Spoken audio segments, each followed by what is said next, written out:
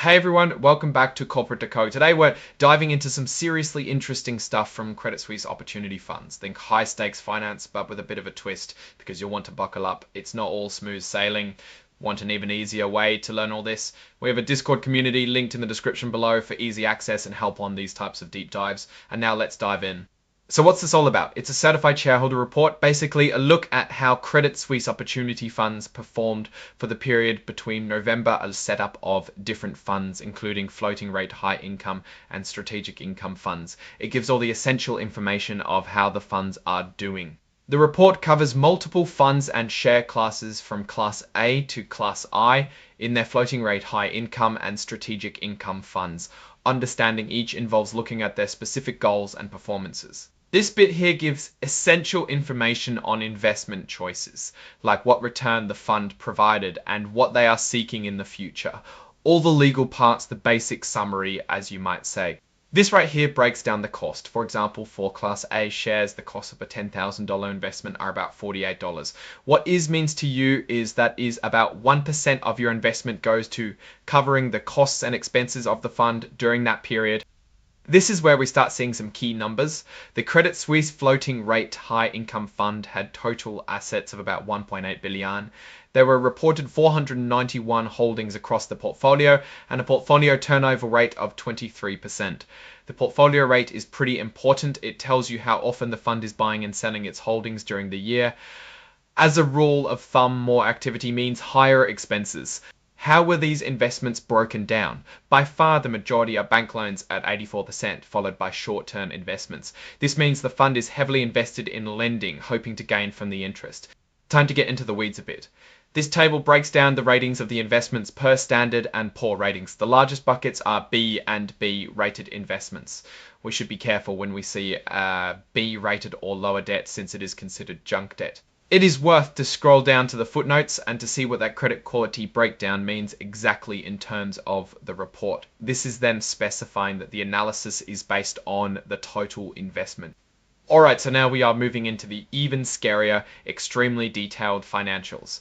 I will go ahead and tell you this section is pretty information rich, so be sure to check the timestamps to dive direct into the sections you are interested in. For now, let's try to pull the more relevant information that helps us in building our understanding. Now we are looking at Credit Suisse Strategic Income Fund schedule of investments.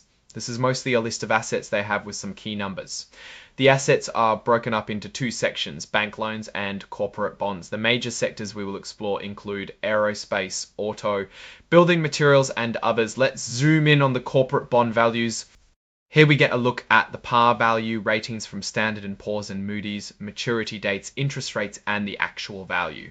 For instance, they have $800,000 in Air Escrow Issuer LLC bonds that mature in 2029 with an almost 7% interest. These bonds are valued a bit over $800,000. These valuations are pretty long-term at a first glance. Now, look at some of the sectors and total holdings in their subcategory across all assets. This fund is invested a bit over 1% in automotive, another 1% in the food wholesale business. We should look closer at anything under 1% to see if they are losing faith in a sector, but the numbers we have are not comprehensive enough. We can see everything from specific holdings to the amount. Now, changing the focus to asset-backed securities, we can start to see the diversification. Let us jump to another example from the corporate listings and dive into environmental-based business. We see a total valuation close to 1 million USD. Again, this is an interesting area of opportunity or weakness.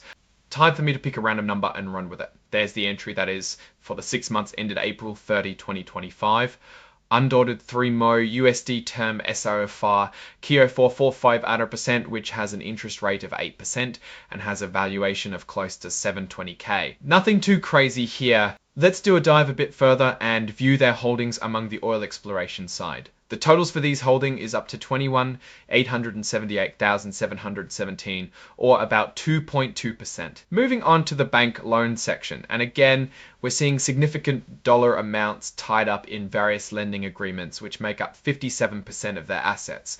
The top holdings for bank loans go to advertising. Here, MH-Sub-I LLC takes a massive amount of capital from Credit Suisse. They also make considerable bets on environmentally based startups, although the holdings aren't as notable at $1 million USD. Health services takes another million, and so on. Set, there is seemingly a wide variety of areas that they have deployed capital to, so a broad understanding of how these sectors are operating would be needed to understand the health of the fund. And so let's move on. You can dig through every ticker one by one, but without knowing what is healthy and what isn't for the current market, it is difficult analysis. These figures may give you an idea or two for exploration, however. It seems like they generally like to cap certain industries under the 1% market, since many hover around that ratio. Diversification is important, so we would need more information on the overall vision of the fund outside these documents as well. Now, they are diversifying in other ways as well. This again needs sector-specific knowledge, of which there are over 10. I should comment here that these reports are for many loans, many millions of dollars each.